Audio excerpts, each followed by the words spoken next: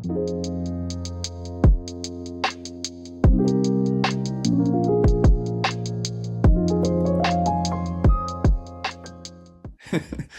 everybody, welcome back to the Pressing Matters. I'm Scott. Thank you for tuning in. Thank you for your support. What if I told you you could buy a $40 edition of Bob Marley's Exodus that can hold a candle or hold court with some of the more expensive audiophile editions that came before?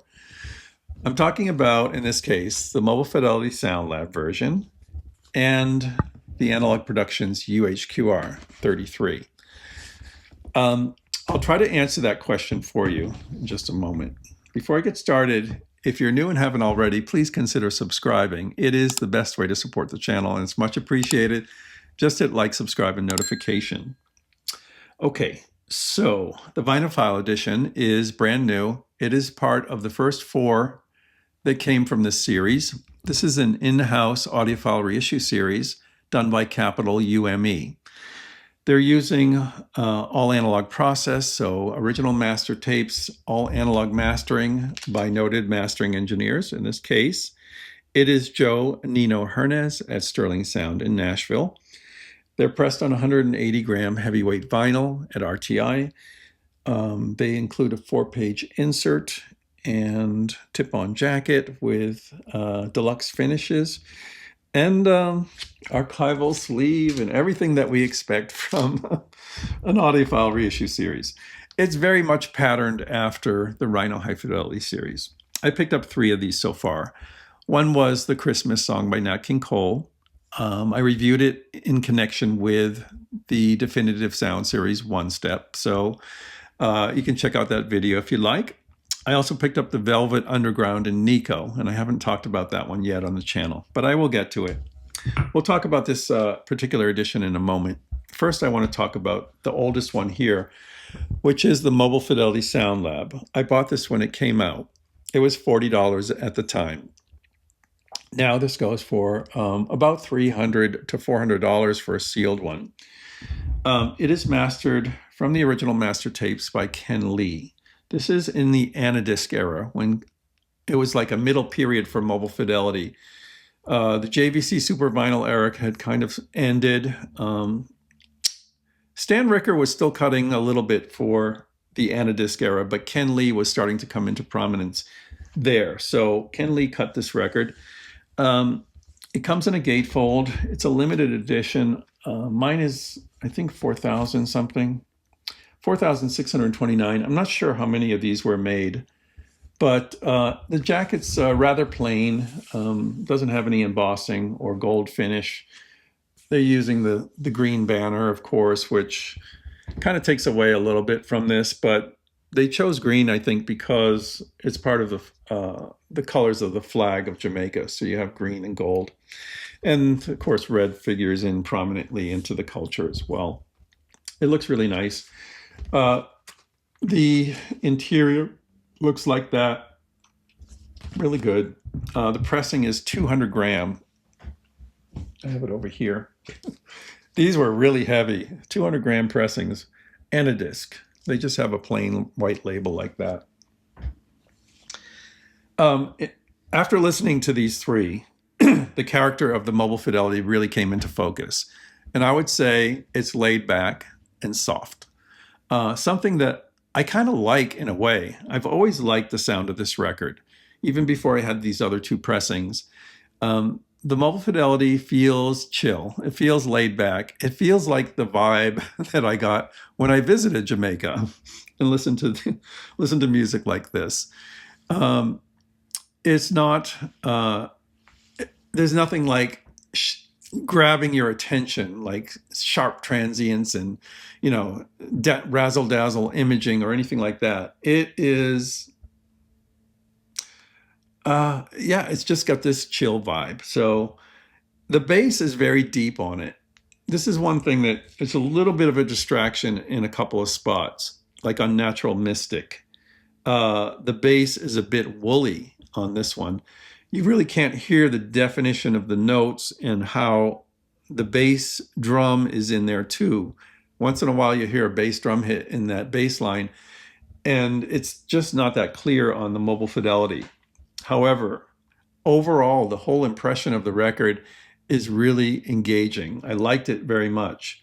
And I'll never part with the mobile fidelity, even if I find something that seems to be a clearer or more vibrant presentation. The mobile fidelity has a charm about it that I think is unique. And if you like a laid back sound, that's like the opposite of anything clinical or hi-fi, you'll love the Mobile Fidelity Sound Lab. It's really good. The UHQR, when it came along,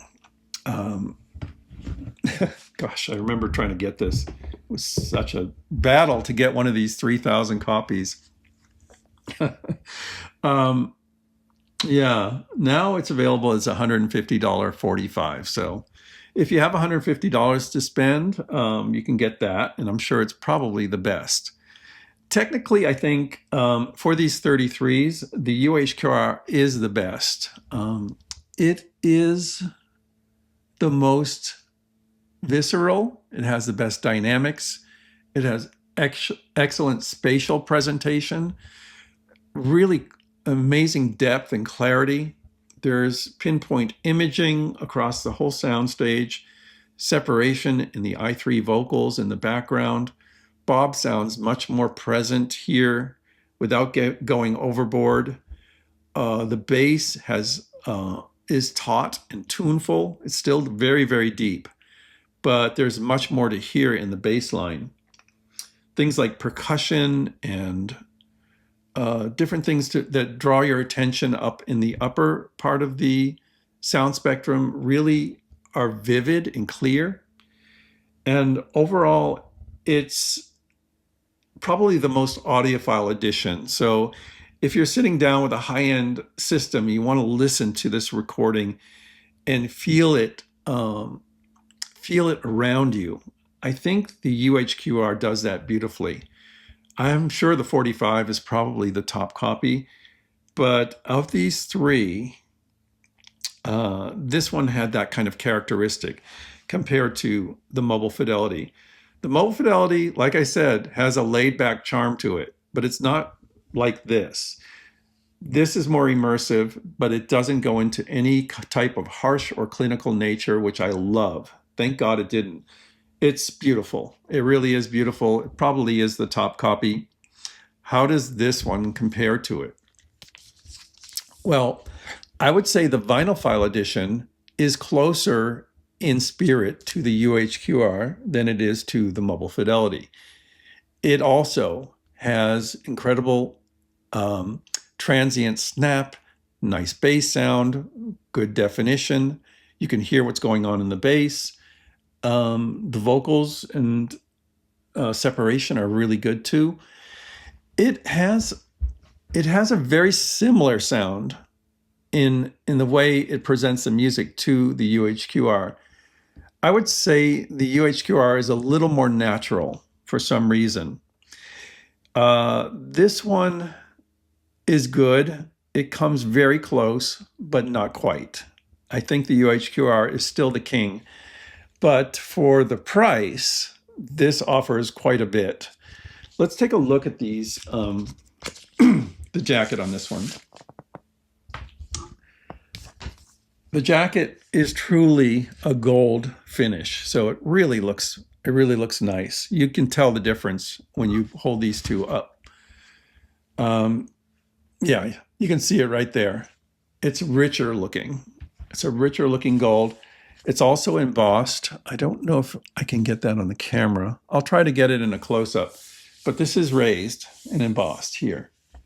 You have nothing else distracting you here, which is great. On the back, these lions are raised as well. There's no other, well, there's this ugly barcode. Yeah. I did mention that in the video for the Christmas song. Let me get this out here. So, capital UME Vinylphyle, please pay attention here. You have your beautiful obi, it's great, no problem there. The obi has a barcode. There's no reason to mar the jacket with another barcode. Please don't do that. Okay? Please don't do that. That is a rookie mistake. Audiophile companies don't do that. Look at the interior of this. Beautiful. Wow. Yeah. They talk about the lyrics of the song Exodus are here. The credits, of course, here. The other 5 albums there. It looks so nice. I mean, really, the Vinylphyle Edition, they did a great job. Oh, and the clay-coated board, you see inside how it's charcoal gray? That's clay-coated board. So it's really fancy and befitting of a reissue of this stature. Oh my God, I'm losing my voice. Okay. Also with the Vinylphyle Edition, you get this. So an RTI sleeve, which is nice. The RTI pressing was really good. And you get an island label, which is nice. It was great to see that. So, you know, on the Mobile Fidelity, you got a plain white label and 200 gram pressing. On the UHQR, let's take a look at this. You get the dowel slipcase, of course. Let's not drop anything here. This is the jacket for this. So this is even more beautiful than the Vinylphyle Edition. It's actually kind of reflective gold. It's not shiny at all. It's matte, but it just feels like metallic. And the definition on here and the highlighting really pops. It's much better. On the back, the embossing is better also. Looks really beautiful. There's a limited edition number up here stamped in gold. It's a little more delicate than the usual from Analogue Productions, and that's why I just keep it separate from the rest of the material in the package. Of course, you get one of these. And this is the vinyl. I've got to show the vinyl here. Oh, there's a booklet too. Booklet, advertising booklet here, which is nice. I mean, it's pretty good value, I would say. I was so thrilled to get this. The vinyl has the Tough Gong label, yeah, and the Clarity vinyl. So, Tough Gong, there you go. I will say that the quietest pressing here is not the UHQR. It is the Mobile Fidelity with the Vinylphyle coming in second and the UHQR coming in third. Doesn't matter that much.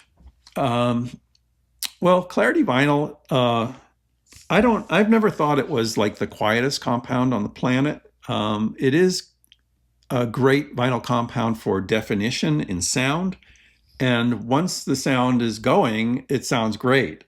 The thing is with this record, Natural Mystic flows in softly, so it starts very quiet.